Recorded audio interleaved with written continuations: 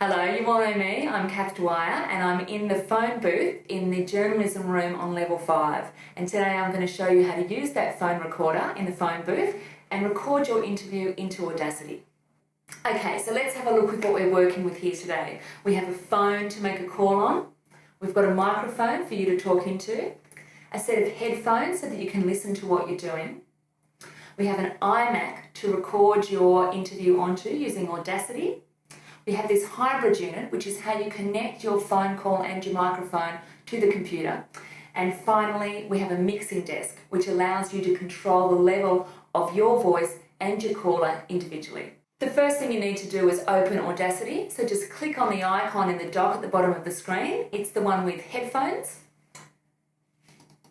When I do that, that opens up a new Audacity project. Once you've got Audacity open, the next thing you need to do is ring the person that you want to interview. Dial 0 to get a line out, and then call your number. When you've got the person on the phone, it's always a good idea to tell them that you're about to connect them to a computer because it might sound a little bit different for them. So once they've answered, just say, I'm just going to connect you through to the recorder now, and to do that, you press this on button on the hybrid unit like this. Before you start your interview, you'll need to adjust your levels. So it's always a good idea just to talk to the person a bit and make sure that you're getting a good level for both them and yourself. Just ask them something about their day, where they're sitting, what they're doing, anything really, just so that you can get a minute or so of them talking. And as they're doing that, you can adjust your levels on the mixer. You adjust your level using channel 1 and their level using channel 2.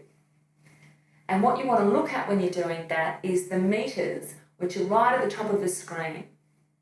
You want to make sure that both levels are registering between -24 and 0.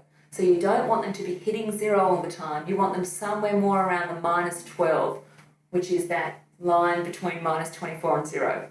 Don't forget to tell them that you've started recording. It's illegal to call someone without them knowing it. So when you press that button, say, I'm recording now. You'll also be using your headphones to monitor what you're saying and what they're saying. And this is a good practice too in making sure that you're not too close to the mic or too far away. Generally, you want to be about this far away from the microphone. You don't want to be chewing it like this, and you don't want to be miles away. For your news stories, this doesn't matter so much because we won't be using your voice, but it's just a good practice to get into. And don't be worried if you get a lot of noise in the background from the journalism room, because that won't get picked up very much. And even if it does, your microphone and all the background noise is going to be on a separate channel to that of your caller. And as you'll only be using the caller, you can get rid of all that sound later on. To stop your recording, just press spacebar. And to disconnect the line, you need to press the off button on the hybrid unit. If you want to check your recording before you go, just click anywhere in the timeline and press spacebar. And that'll let you hear it back. Again, press spacebar to stop. Now I want to show you just one thing that you can use in editing to make things a bit easier.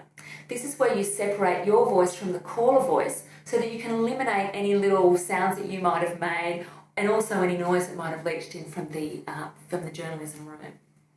What you want to do is turn your recording into 2 mono tracks, and you do that by clicking up here on the name of the track. You'll get a drop-down menu and you'll see that it says split stereo to mono. When you do that, you separate your recording. So then you'll have a recording of just their answers and a recording of just your questions.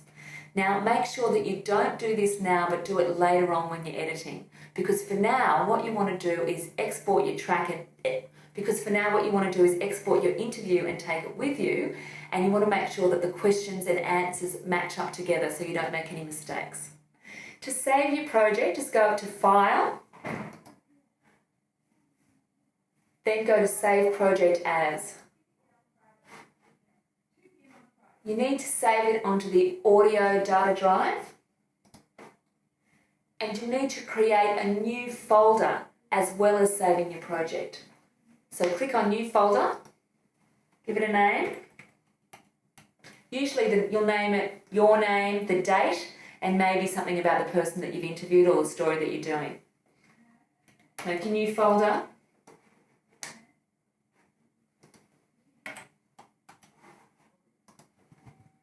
and then give your project a name as well.